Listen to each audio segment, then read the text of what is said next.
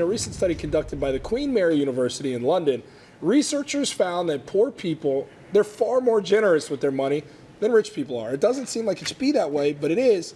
Are you guys surprised? I, for one, am not. Not the poor people I know. They don't ever give any money or ever pay for anything.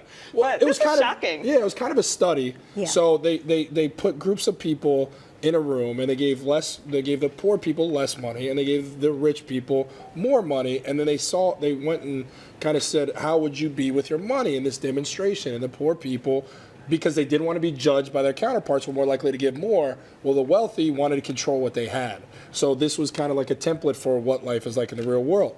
I don't get it, though. I thought the more you give, the more you get. So that is confusing me.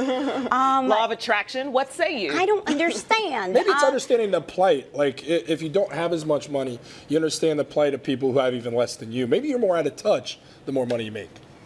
I don't know. Or maybe you understand money and you know how to keep it better. You know how to play that money game. Yeah, that's how you built it. And maybe the people who give too much, they don't know the rules of the game. So I originally thought what you thought, Jordan, like maybe they're out of touch and don't know how much people need. But then I just thought about all the billionaires and the millionaires that give like a lot, like millions of dollars to these organizations. The key word you said in this study is control. So when these very rich people are giving, it is a set amount that's budgeted out, that is like a big check. It's not just, oh, I'm handing all this money out of my pocket. And a tax write-off. And it's a write-off. Right. So it's actually a business move. Yes. Yeah. So I think it's more controlled. So if you're asking me to just throw money in a pot, I think a rich person is going to be like, no, I don't just give my money away like that. I give my money away in a controlled setting. That's how I analyze it. And that's a great point, because the wealthy in this study, it was also the caveat that the wealthy do give to charities, like you're talking about there. And I do think it's because of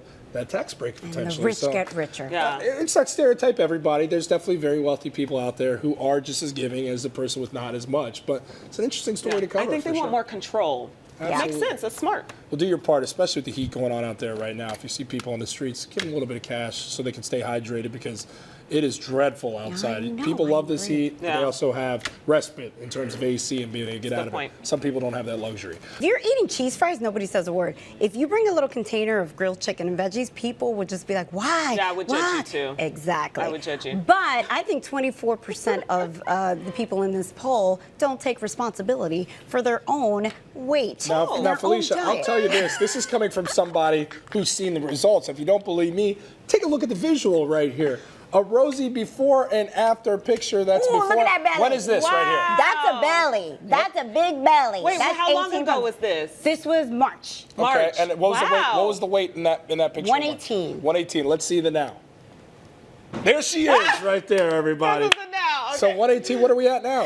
99.7. Wow. Okay, so in all of the normal people's defense out there, she is in a bikini bodybuilding competition. So you're on a very special diet. Absolutely. But you think afterwards, if you were 118, what do you think you'll be afterwards? I'm thinking I'm gonna do a good 109. Okay, and she's 5 feet. Yeah, I was about to say, you gotta for the show. tall people, you gotta add some pounds on to.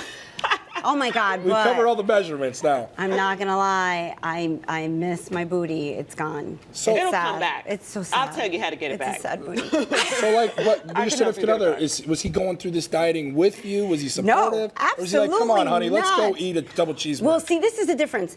I'll let you eat. You can eat whatever you want, but just don't try to feed me. Like, he would order pizza and he wouldn't even tell me, so all of a sudden there'll be a knock at the door, and I'd be like, what's that? Who's that? And he'd be like, I don't know.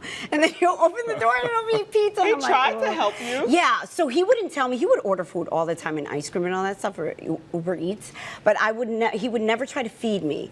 I would let him eat it all. You're in a bodybuilding competition. That's a different lifestyle. That's different from regular dieting, which is what we do. Yeah, you pursue a healthier lifestyle. I do pursue it. And Does Teddy help you, your husband? Screws it all up. Screws it all up. So if he is on a diet, then he is horse blinders doing it 100%. Sure. But unless he decides, it is not happening. So we have gone back and forth. I estimate I'm probably about 10 to 12 pounds heavier than I could be if I was by myself.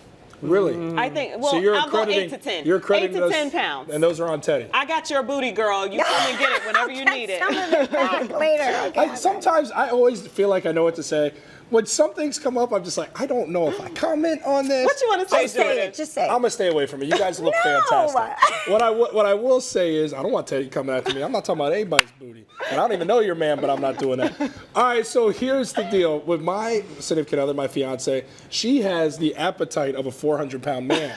She's in great shape, so I can say this. She's in great shape. beautiful. And she'll be the first one to admit it. She loves to eat everything under the sun, and through genetics and working out, she looks great. Wow. If I step Lucky. outside of my diet a little bit, I pack on the pounds, and I look like a bloated Tyler Perry. That's just what happens in my life. So I got to be strict and regimented with it. Obviously, I was talking about this keto diet that I was on for so long. She was nice enough to get on board with me because she knew nice. there was no way I'd be able to lose the weight if she didn't join along with me. Now we went off the rails, but we're getting back onto the diet starting Monday after the holiday. Oh, Yeah. good And for she'll you be with me on guys. it. Yeah, so you need a partner. You do a need a teammate. partner. You do. Yeah. Absolutely. I got to give it to you, girl. She's been doing it by herself. That's good. No, I can't believe it's it hard either. when you live with someone else versus being a single person. Yeah, you're like right. when you live with someone else, because you're sitting there looking at all his pizza and chicken 99 wings. pounds. I pass gas that weighs more than that. All right.